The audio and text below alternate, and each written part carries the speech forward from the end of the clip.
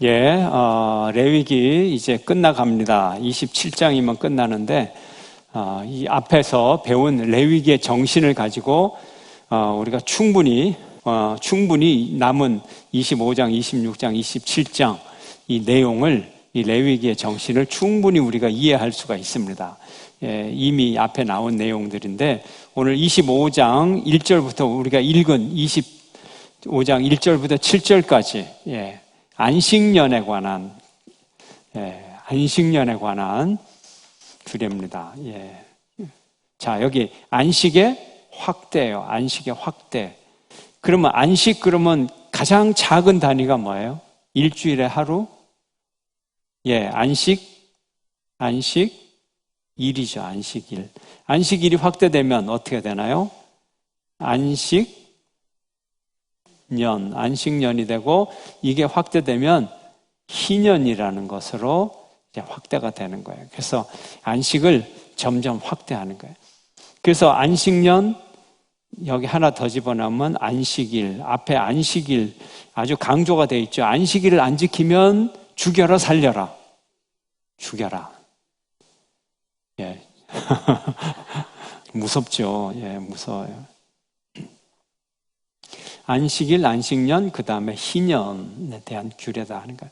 쉼의 주기가 있어요. 우리가 주기가 일주일 단위 주기는 안식일, 엿새 일하고 하루 쉬고, 일주일 단위로 있고, 그 다음에 안식년은요 7년 단위로 6년을 농사를 짓고 7년째 그 땅이 쉬게 하고, 그 다음에 50년마다 이걸 희년, 기쁨의 해다.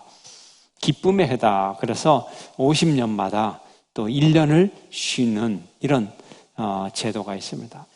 쉴 수 있는 근거가 있어요. 왜 쉴 수가 있느냐? 하나님이 주인이시기 때문에.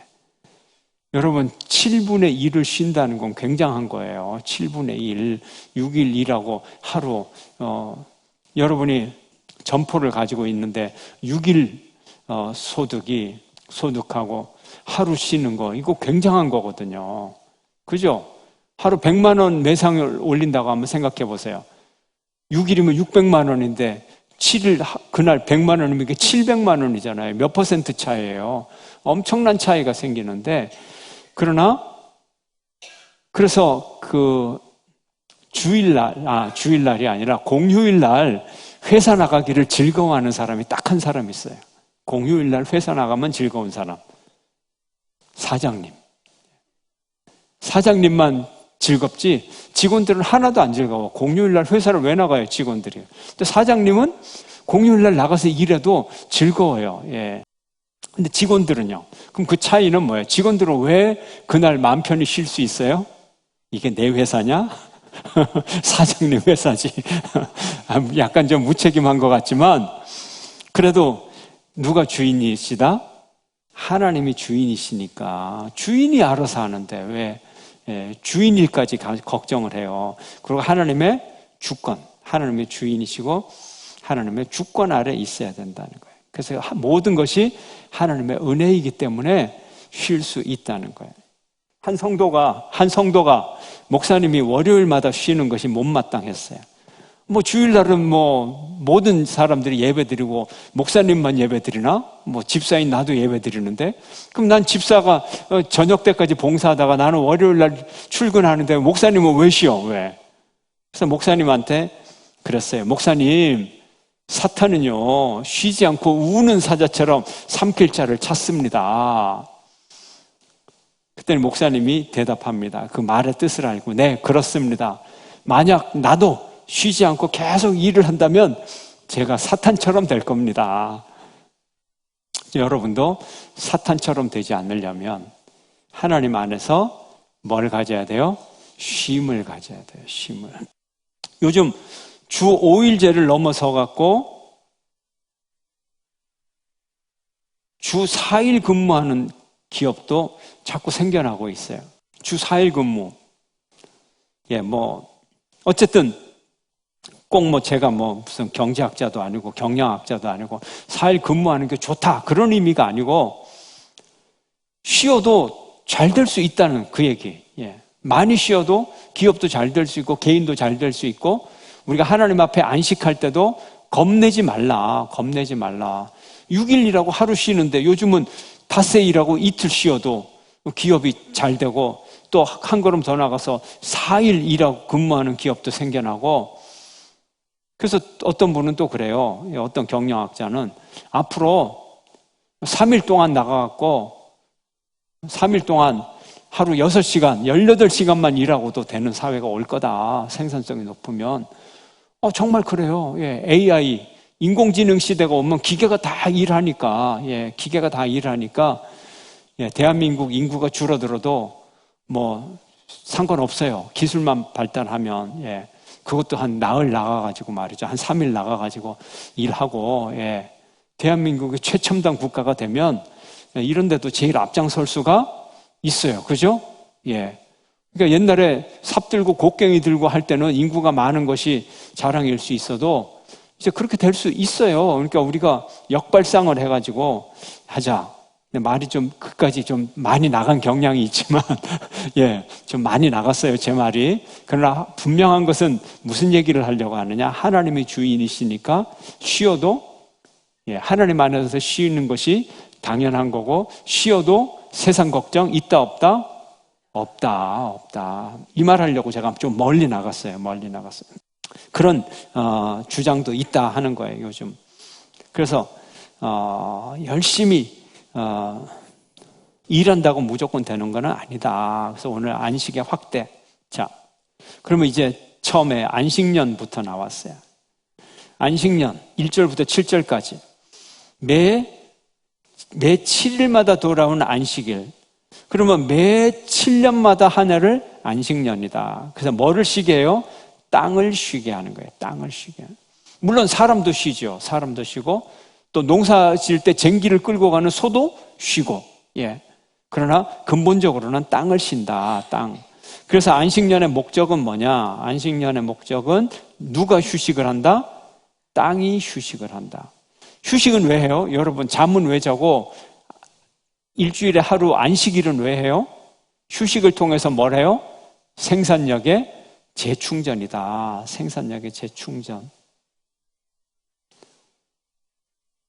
매일의 충전이 있죠. 여러분 매일의 충전이 뭐예요? 밤에 예, 쿨 자는 거. 예, 이게 매일의 충전. 예, 또 일주일의 충전, 1년의 충전. 그래서 생산력의 재충전. 예, 잠을 자야 돼요. 뭐든지 잠을 자요. 육신의 힘의 재충전도 잠을 자야 되고 정신적인 쉼도 잠을 자야 되고 예. 우울증이 심할 때는 잠을 자요? 못 자요? 잠을 못 자요. 그럼 잠을 못 자면 우울증이 심해져요? 약해져요? 더 심해지죠. 예. 그러면 잠을 또 더 못 자요. 일주일 내내 1분도 못 자는 사람이 있어요. 굉장히 심각하죠. 예. 그러면 어떻게 해요? 병원에서 재우죠. 푹 재우죠. 그냥 계속 수면제 먹여서 푹 자고 나면 이분이 예, 건강하게 회복이 되죠. 예, 돌아와요. 휴식을 해야 되는 거예요. 휴식을 해요. 예. 생산력의 재충전. 물질적인 측면뿐만이 아니라 뭐예요? 노동으로부터의 휴식을 통해서 진짜 중요한 뭐예요? 물질과 노동, 그 다음에 진짜 중요한 거 하나님과의 뭐를 회복? 관계 회복이라는 무슨 영적인 측면이 중요하다는 거예요. 하나님과 관계 회복이라고 하는 영적인 측면 아주 중요해요. 그래서 오늘 우리가 읽은 본문을 보면요. 자, 2절 한번 볼까요? 2절. 25장 2절 함께 읽습니다. 시작. 이스라엘 자손에게 말하여 이르라. 너희는 내가 너희에게 주는 땅에 들어간 후에 그 땅으로 여호와 앞에 안식하게 하라. 누구 앞에 안식하게 하라? 여호와 앞에. 그냥 안식하게 하라. 그게 아니라 여호와 앞에. 그러니까 여호와 앞이라는 건 뭐예요? 하나님의 얼굴. 하나님의 얼굴 앞이라는 건 뭐예요? 관계. 예.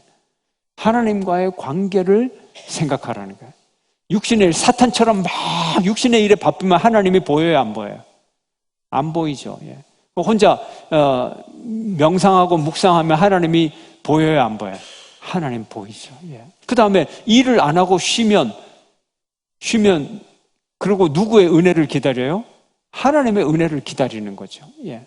그래서 여호와 앞에, 그러니까 하나님과의 관계 회복이라고 하는 이 영적인 측면이 있다. 그래서 이 땅의 모든 생명을 존귀하게 여기고 그들에게 구체적으로 구원의 손길을 펼치시는 하나님의 자비와 소득 재분배를 통한 사회 정의의 한 단면을 볼 수 있다. 5절을 보면요, 그거를, 자, 5절 읽어볼까요? 5절. 자, 4절에 보면 안식일이기 때문에 가꾸는 게 아니에요. 농사 짓는 게 아니에요.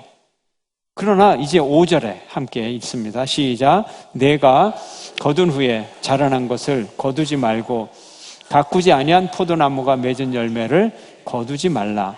이는 땅의 안식년 이민이라. 자, 지난해에 추수를 했어요. 그러면 1년 동안 가만히 내버려둬요. 그러면 자기가 또 싹이 나고 열매가 맺어요, 안 맺어요? 맺어요. 이거는 추수하지 말라는 거예요. 그냥 그대로 그러면 두나요? 포도나무가 열렸어요. 포도 열매가 맺혔어요. 주인이 그걸 추수를 안 해요. 둬요. 그러면 어떻게 해야 될까요, 이거? 그냥 익어가지고 땅에 떨어지도록 그냥 그대로 둬야 돼요? 그건 아니라는 거예요.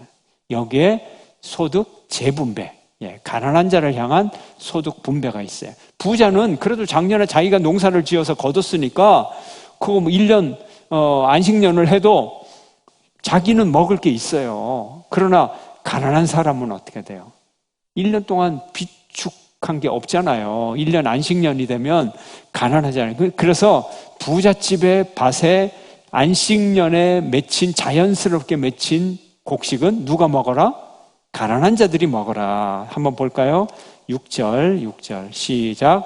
안식년의 소출은 너희가 먹을 것이니 너와 내 남종과 내 여종과 내 품꾼과 너와 함께 거류하는 자들과 계속 내 가축과 내 땅에 있는 들짐승들이 다 그 소출로 먹을 것을 삼을지니라. 아멘. 가난한 자들에게 다 나눠주라는 것. 주인의 몫이 아니라는 것. 그러면 농사 안 지었어요? 하나님 앞에 안식을 했어요? 그리고 여기에 열매가 맺혔는데 이거를 가난한 자들에게 나눠줬어요. 그러면 가난한 자들에게 나눠준 사람이 누군가요? 하나님이 나눠주신 거죠. 하나님이 가난한 자들에게 주신 거죠. 하나님의 율법대로 한 거니까. 이것이 안식년의 법칙인 것입니다. 그래서 안식년에는 파종하지 말고 조직적인 수확 못하게 하고 경작 못하게 하고 일절 허락이 안 하지만 저절로 자란 것은 필요에 따라 먹을 수 있다. 누구의 필요에 따라? 가난한 자의 필요에 따라 먹을 수 있다 하는 거죠. 그럼 안식년이 이제 확대가 되면 희년이 되는 거예요. 희년은 주기가 어떻게 돼요?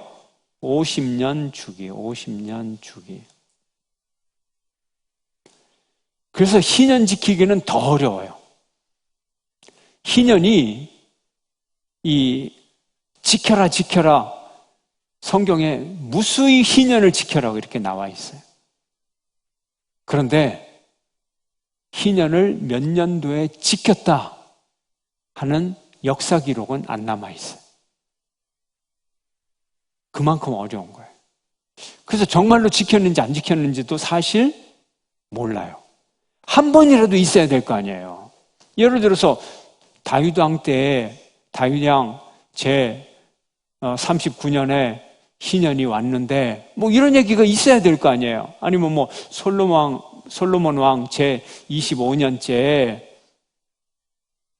이 희년이 지난 그 다음 해에 뭐 희년을 1년 앞두고 뭐 이런 뭐가 있어야 될 거 아니에요. 에피소드가. 왜냐하면 희년이 워낙 중요한 해니까 분명히 에피소드가 있을 수밖에 없어요. 그런데 희년에 대한 지켜라 지켜라 하는 율법적인 명령은 있는데 지켰다고 하는 기록이 없어요. 그거 한번 물어보고 싶어요. 이스라엘 백성들에게 물어보던 이런 것도 궁금하면 천국 빨리 가는 수가 있습니다. 그러니까 궁금해도 여러분이 적당히 궁금하셔야 돼요. 너무 갈급하면 아주 일찍 가고 이런데 무관심하다 그래서 또 천국을 무한정 늦게 가는 게 아니라 그건 믿음이 없는 거기 때문에 그래도 또 빨리 갈 수가 있으니까, 예. 믿음이 적당한 사람이 제일 늦게까지 가는 거예요. 예. 하여튼 물어보세요. 예, 한번 물어보세요. 있어야 되는데 없어요. 이스라엘 역사에. 그래서 역대기 상하, 열왕기 상하 읽어보면 이 왕들이요, 죄 짓기 바쁘니까 그 정신 가지고 그 믿음 가지고 신년을 지킬 왕이 단 한 명도 없더라고요. 기껏 이제 합하면은 다윗 왕 40년, 솔로몬 왕 40년, 합하면 80년이잖아요. 그러면 이 80년이라고 하는 아주 통이 큰 이 기간 동안이 평화로웠으니까 여기에 50년이 한번 걸리게 돼 있잖아요. 80년이니까. 여기에 있어야 되는데 여기 없어요. 그럼 그 이후로는 죄 짓기가 바빠가지고, 예. 그 수준 가지고는 희년을 못 지킵니다. 예. 이해가 되시죠? 예, 희년이. 왜냐하면은 6년 일하고 1년 안식년이잖아요. 요거를 몇 번 해요? 7번 하잖아요. 7번. 7번 하고 플러스 다음 해예요. 다음 해. 그러면 이게 7번이니까 얼마나 이거를 지키기가 어려운 거예요. 7번이라고 하는 건 마지막 해도 6 플러스 1인데 다음 해 또 플러스 1이니까 농사 안 짓는 안식년이 몇 년이 지속이 된다? 2년이 연속되잖아요. 이거는 굉장한 거거든요. 자, 안식년이 7번 지난 다음 해, 7 안식년이 끝나는 50년째 되는 해를 지킨다. 49년째가 안식년이잖아요. 그 다음 해 또 안식년이 된다는 거예요. 그럼 언제 하느냐? 안식년은 언제 시작되느냐? 속죄일이 끝나는 날부터 나팔을 불면서 희년이 시작이 된다. 근데 이거는 사실은 특별한 게 아니에요. 속죄일. 자, 지지난 시간에 절기 배웠잖아요. 새해는 언제 시작한다? 이스라엘의 원래 새해는, 민속적인 새해는 가을에 시작한다. 이게 새해자. 그죠? 가을의 첫날에 뭘 불어요? 나팔을 분다. 예. 그래서 뭐예요? 나팔절이라 그러잖아요. 그래서 7월 1일. 음력 7월 1일. 근데 이거를 1월 1일이에요. 사실은 설날이에요. 7월 1일이 나팔절이잖아요. 나팔절이 뭐예요? 설날이잖아요. 우리나라 말로, 우리로 따지면. 설날이니까 새해가 시작이 되는 거잖아요. 그리고 7월 10일이 대속죄일이죠. 그죠? 7월 10일, 대속죄일. 근데 이제 이게 조금 혼동스럽죠. 대속죄일에도 이제 나팔을 부는 거예요. 그래서 나팔을 불면서. 그래서 7월 1일 나팔절, 그날에만 나팔을 불고, 속죄일에는 나팔을 불지 말라. 이런 게 아니죠. 예. 속죄하면서 나팔을 불면서 새해가 시작이 되는 거예요. 그러니까 이거는 특별한 건 아니죠. 희년만 그런 건 아니고, 나팔을, 속죄일이 끝나는 날부터 나팔을 불면서 이제 희년을 시작하라. 그 앞에는요, 절기를 지키니까 희년이라고 하는 거를 지킬 필요가 없어요. 여러분, 새해 근무는 며칠부터 시작하나요? 새해 근무? 요즘은 1월 2일부터, 그죠? 하루만 쉬죠. 그죠? 예. 1월 2일부터 새해 근무예요. 그러면 새해는 1월 1일인데 왜 근무 안 해요? 공휴일이잖아요, 공휴일. 예. 희년도 1월 1일, 7월 1일 나팔절부터 그 해가 시작이 되죠. 희년이 시작이 되지만 앞에 열흘 동안은 공휴일이란 말이에요. 그러니까 나팔을 불고 속죄일이 끝나는 날부터 나팔을 불면서 희년이라고 하는 제도를 시작하는 거예요. 희년이라고 하는 제도를 실행하는 거예요. 여기에 이제 앞으로 희년의 규례에 대한 아주 그냥 어마어마한 제도들이 있거든요. 그걸 이제 실행을 해야 되는 거예요. 희년은 속죄, 기쁨, 해방, 자유, 회복, 은총, 이런 의미를 갖고 있어요. 나팔을 불어서 희년을 회복한 것처럼 오늘 우리도 복음의 나팔을 불어 기쁨의 해를 선포해야 된다. 이걸 강조하신 분이 누구? 예수님이 희년을 선포했어요. 자, 희년의 의미는 본디 모든 땅을 되돌리는 데 있어요. 기업을 돌려줘요. 땅과 관계가 있어요. 희년. 그 다음에 종이 풀려나는 것. 자유. 해방. 자유. 땅을 원래 소유주에게 돌리고 종이 풀려나는 자유. 이것이 희년의 의미인 거예요. 그래서 모든 땅을 원주인에게 돌려주고. 자, 원주인이 누구예요? 이스라엘에게 있어서. 가나안 땅에 들어가서 땅을 분배를 해줄 때 어떻게 분배를 해줬어요? 우리나라식으로 따지면 김아무개에게 얼마 주고 이아무개에게 얼마 주고 이렇게 줬나요? 아니면 지파별로 이렇게 크게 줬나요? 지파별로 크게 줬어요. 지파별로 주다 보니까 그 지파 안에 또 소지파가 있잖아요. 그죠? 그럼 자기들끼리 나눴어요. 예. 그래서 지파별 재산이 있는 거예요. 사실 엄밀하게 따지면. 그 지파별 재산이 이제 자손이 점점 많아지면서 또 세분화가 되겠죠. 그러나 이제 근본 정신은 그 지파에게 있단 말이에요. 그 지파에게 이거를 돌려주는 거예요. 그러니까 김서방이 땅을 갖고 있다가 가난해져서 그 땅을 팔고 소유권을 넘겼지만 사실 이것은 원래 김서방 게 아니라 김서방 가문 거죠. 가문 거. 요즘 뭐라 그래? 그 족보하는 거라고. 문중 거다. 예. 그러니까 이제 문중 거기 때문에 자기 친척 거를 사서 소위 물은다 그러잖아요. 사서 소유권을 돌린다. 그런 개념이 존재하는 거예요. 오늘날처럼 극히 개인주의적이면 그거 왜 나쁜 짓 하다가 말이지. 땅 팔고 논 팔고 밥 팔고 한 사람 누가 사줘? 사줄 이유가 없어요. 그게 아니라 개념이 종족 개념이다. 오늘 우리말로 따지면 문중 개념이다. 그러니까 같은 조상, 같은 고조 할아버지 밑에 있는 같은 친척인데 서로 사서 물을 수가 있다는 거예요. 그런 전통 여러분이 생각하세요. 극히 개인주의적인 소유권을 원위치로 돌린다 이런 의미가 아니고 문중재산을 돌린다 이렇게 여러분들이 생각을 하셔야 됩니다. 그래서 원주인으로 돌려주고 노예도 해방시켜야 되고 부의 세습과 가난의 대물림은 예나 지금이나 다르지 않아요. 그래서 그 악순환의 고리를 끊어서 구제할 수 없는 약자를 보호하고 사회 구조적 악습을 쇄신하기 위한 희년을 제정하신 것입니다. 가난하게 되는 거예요. 물론 게을러서 탕자처럼 타락해서 가난하게 될 수도 있지만 여러분 옛날에 의료시설이 제대로 있어요? 뭐가 있겠어요? 나무 하러 가서 나무 도끼로 자르다가 나무 토막이 탁 넘어져서 다리를 탁 부러뜨렸어. 그럼 옛날에 정형외과가 있어요? 뭐가 있어요? 그럼 평생을 장애자로 살면 이 사람이 어떻게 될까요? 가난하게 될까요? 부유할까요? 가난하게 되죠. 질병에 걸려도 가난하게 되고. 그러니까 이 약자들에게 그 부의 가난의 대물림 이거를 막을 수 있는 또 원위치로 돌릴 수 있는 제도가 필요하다는 거죠. 그래서 우리가 그림을 좀 옛날 시대의 그림을 좀 그리면서 그 시대의 상을 이해를 해야 된다는 거예요.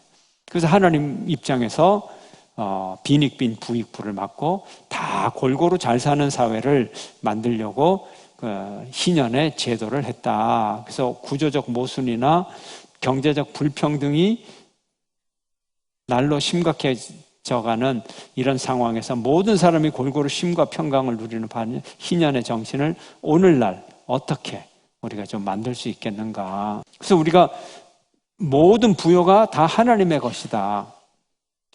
희년을 통하여 하나님의 주권성과 공의로우심 이것을 우리가 좀 알아야 되고 동시에 우리는 청지기뿐이라는 사실을 깊이 자각해야 되는 거예요. 가난한 자의 입장에서 우리가 생각을 하니까 희년이 참 좋은 거죠.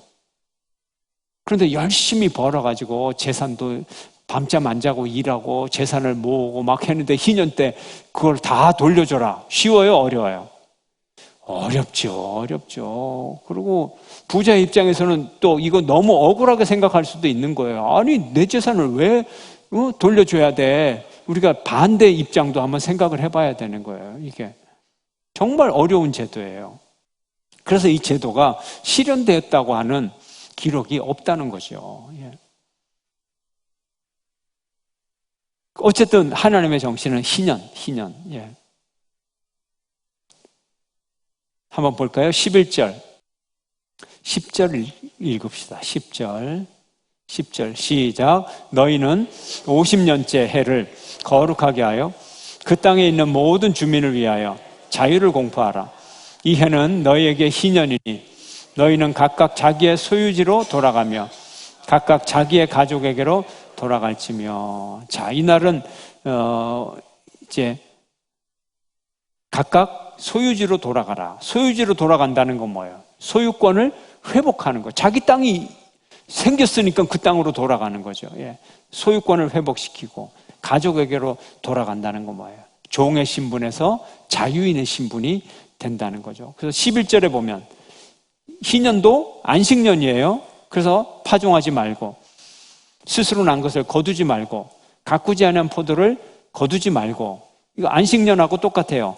주인은 가꾸지 아니하고 주인은 거두지 아니하지만 누구는 먹을 수 있다? 남녀 종이나 나그네나 가난한 사람들은 그것을 먹을 수 있다 하는 거예요. 자, 13절에 또다시 설명을 합니다. 이 희년에는 너희가 각각 자기의 소유지로 돌아갈지라. 소유권을 회복하는 거예요. 그러면 이제 여기서 결산을 해야 되잖아요.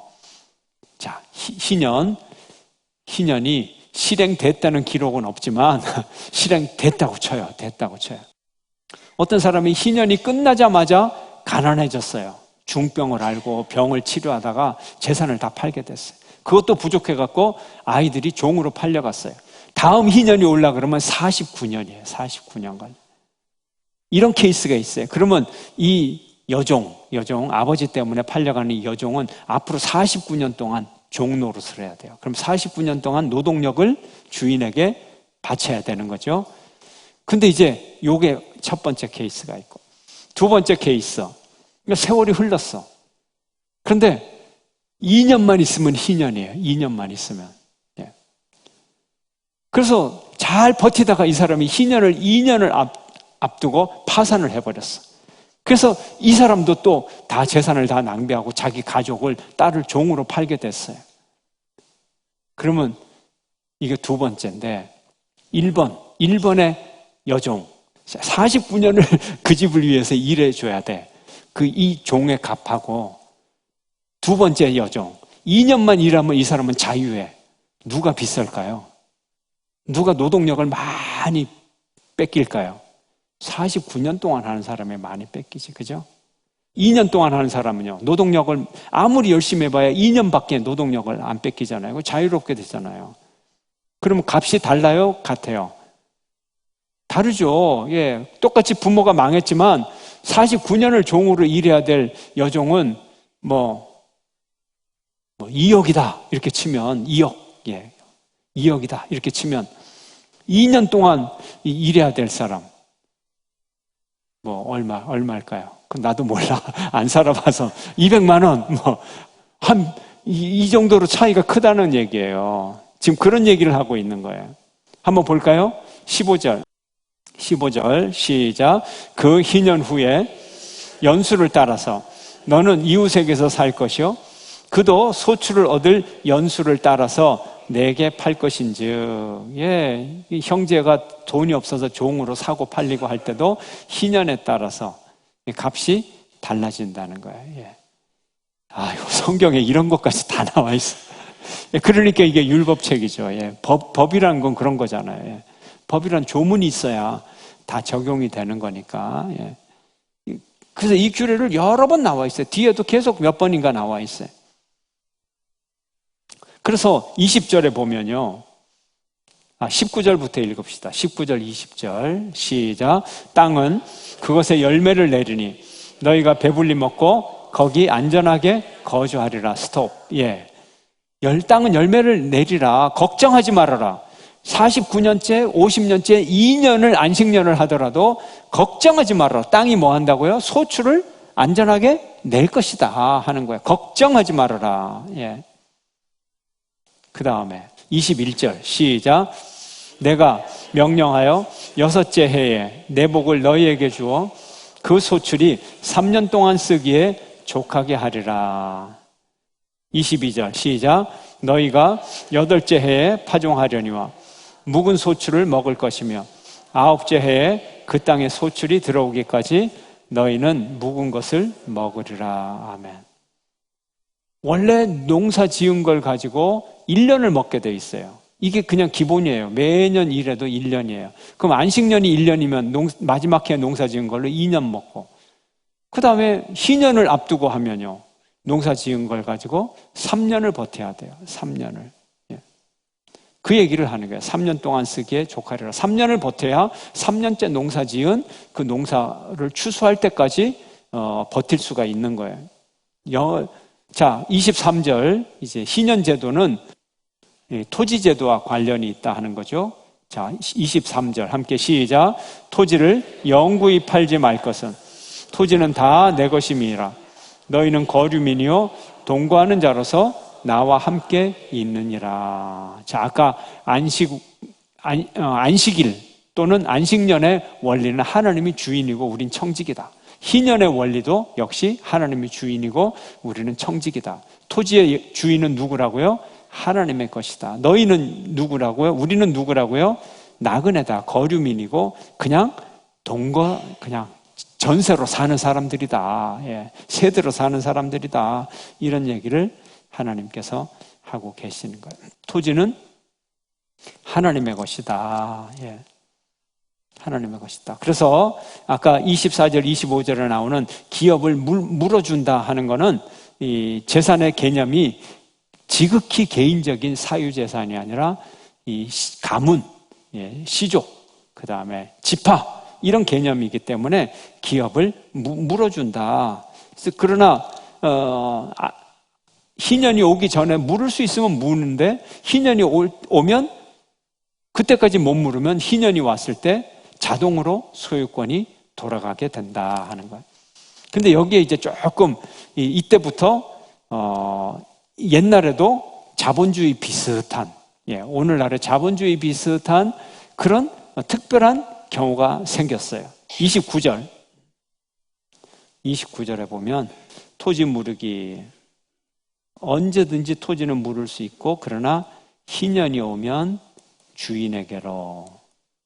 그러나 성벽 안의 집 어떻게 되느냐? 성벽 안의 집은 달라요. 조금 달라요. 아주 사유재산의 개념이 강해요. 29절 함께 읽습니다. 시작. 성벽 있는 성내 가옥을 팔았으면 판지 1년 안에는 물을 수 있나니 곧 그 기간 안에 물으려니와 계속 1년 안에 물으지 못하면 그 성 안의 가옥은 산자의 소유로 확정되어 대대로 영구히 그에게 속하고 희년 내라도 돌려보내지 아니할 것이니라. 아멘. 자, 성내에 있는 건 달라요. 1년 안까지는 이 1년이 50년의 역할을 하는 거죠. 1년 안에는 물을 수 있지만 그러나 1년이 지나고 나면 영원히 소유권이 바뀌는 거예요. 영원히. 성경에 이런 제도도 있어요. 사유권이 아주 대단한 거예요. 그리고 성내에 있는 가옥은 비쌀까요? 쌀까요? 비싸죠. 예, 굉장히 비싸겠죠. 들판에 있는 거하고. 그러면 이거 그냥 돌려주기가 쉽지가 않죠. 그리고 이 시대의 땅이라고 하는 것은 성내에 있는 가옥은 재산의 개념이고 그 다음에 들판의 개념은 뭐예요? 토지, 농사. 예, 농사. 예, 식량의 개념이란 말이에요. 그러니까 이 식량의 개념하고 재산의 개념하고는 다르죠. 단순히 성내에 있는 가옥이 단순히 주거만을 위한 것이라든지 또 단순히 농사를 위한 것이라든지 그런 게 아니고 이건 아주 강력한 이 자본주의적인 요소가 있는 거거든요. 그거를 인정해 주었다 하는 거예요. 그 31절에 보면 그러나 성벽이 둘리지 않는 촌락은 그렇지 않다 하는 거예요. 그다음에 레위 족속의 제사는 조금 달라요. 레위 족속들에게도 제사를 줬죠. 예, 소유의 성읍을 주고 토지를 줬단 말이에요. 자, 목초지를 주었어요. 그래서 레위 사람들이 재산을 빼앗겼을 때는 언제든지 물을 수 있고 희년에 돌려보내고, 그리고 레위 사람들의 특징은 또 뭐냐면 34절에 보면 들판은 영원한 소유지이니 팔지 못한다네. 잠시라도 팔지를 못해요. 왜 그럴까요? 레위인들은 누구로부터 먹는 사람들이에요? 성경에 문자적으로 하면 하나님으로부터 먹는 사람이에요. 그럼 하나님이 어떻게 주나요? 레위인들에게 만나를 계속 주었나요? 만나는 광야 때만 주었고 하나님이 직접 먹이셨잖아요, 레위인들은. 그럼 하나님이 레위인들을 직접 먹이신다는 방법이 뭔가요? 땅을 줬어요. 땅을. 농사지을 땅을 줬어요. 목사님, 레위인들 땅 안 줬잖아요. 둘 다 맞아요. 땅 안 준 것도 맞고 땅 준 것도 맞아요. 그게 무슨 뜻이에요? 땅을 안 줬다고 하는 거는 지파별 땅을 안 줬다는 거예요. 지파별로 경상남도 딱 띄워주고 경상북도 딱 띄워주고 대구광역시 딱 띄워주고 이게 아니고 레위인들은 그렇게 땅을 안 줬어요. 넓은 땅을 안 줬어요. 그러니까 땅을 안 줬다. 맞아요. 또 레위인들에게 땅을 줬다. 이것도 맞아요. 그러면 어떻게 줬느냐? 작은 땅을 여러 군데 분포해서 줬다는 거예요.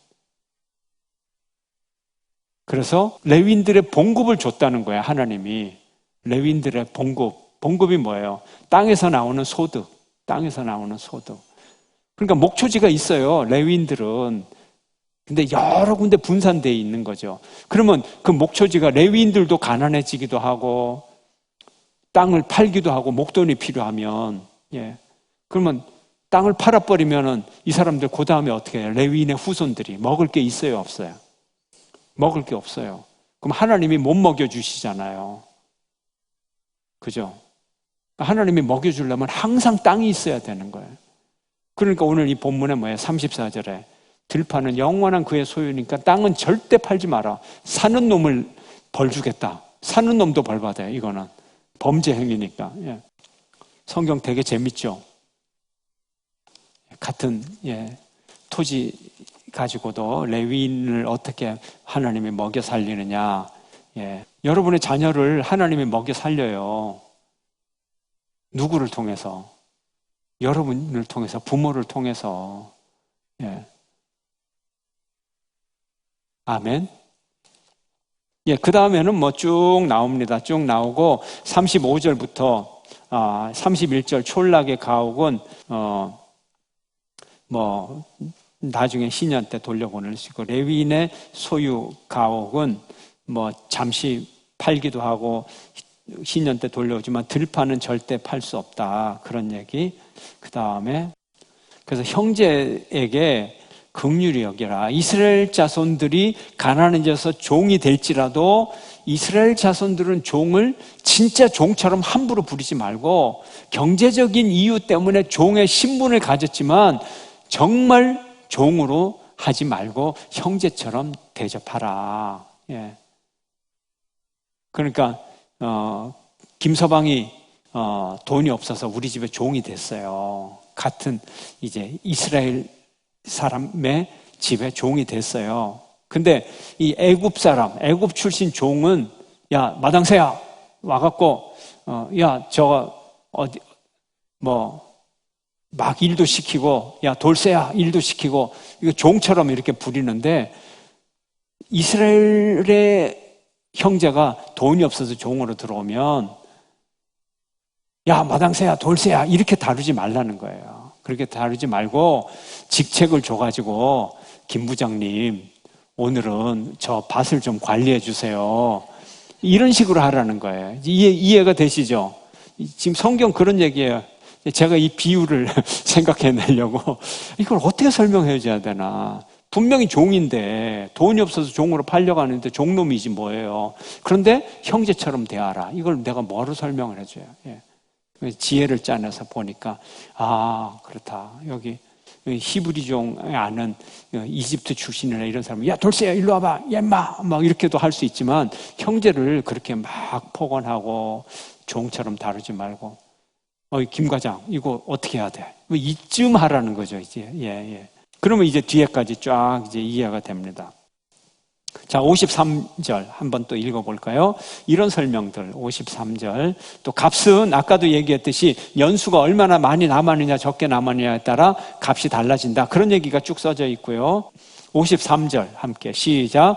주인은 그를 매년의 삭군과 같이 여기고 그 목전에서 엄하게 부리지 말지니라. 분명히 신부는 종이고 팔려왔지만 삭군처럼 일용직 노동자처럼 정당한 권리를 가진 자유인처럼 여기라. 그런 얘기예요. 자, 55절 함께 읽습니다. 시작. 이스라엘 자손은 나의 종들이 됨이라. 그들은 내가 애굽 땅에서 인도하여 낸 내 종이요 나는 너희의 하나님 여호와이니라. 아멘. 그래서 우리 모두는 하나님의 품꾼이다. 하나님의 소유다. 하나님의 종이에요. 종. 하나님의 종. 종은 에베드라는 뜻인데 일한다, 봉사한다. 우리는 다 하나님을 향한 봉사자예요. 모두가 하나님을 향한 봉사자므로 사람이 다른 사람을 소유로 삼을 수 없습니다. 그래서 애굽 땅에서 인도해낸 내 종이다. 내가 애굽 땅에서 너희들을 자유롭게 했는데 누가 누구를 또 종으로 삼느냐. 내가 너희의 하나님으로서 내가 너희들을 지키리라. 내 말을 들어라. 이런 얘기를 하는 거예요. 하나님이 자유케 하신 자를 어떻게 또 사람이 돈 때문에 그를 종으로 또 삼을 수 있겠어요? 절대 그래서는 안 되는 거죠. 절대 그래서는 안 되는 거죠. 자, 오늘 말씀을 생각하면서 하나님께서 내 인생의 주인이십니다. 우리는 모든 것의 청지기입니다. 재산도 하나님의 소유요. 우리의 모든 신분도 하나님의 소유요. 다 하나님의 소유입니다. 땅도 하나님의 소유요. 우리의 사업도 하나님의 소유요. 내 건강도 하나님의 소유입니다. 나는 청직입니다. 잘 사용하고 이걸 가지고 착취하고 또 과도하게 부를 누리고 그런 일이 없도록 하나님께서 우리에게 경고를 주셨습니다.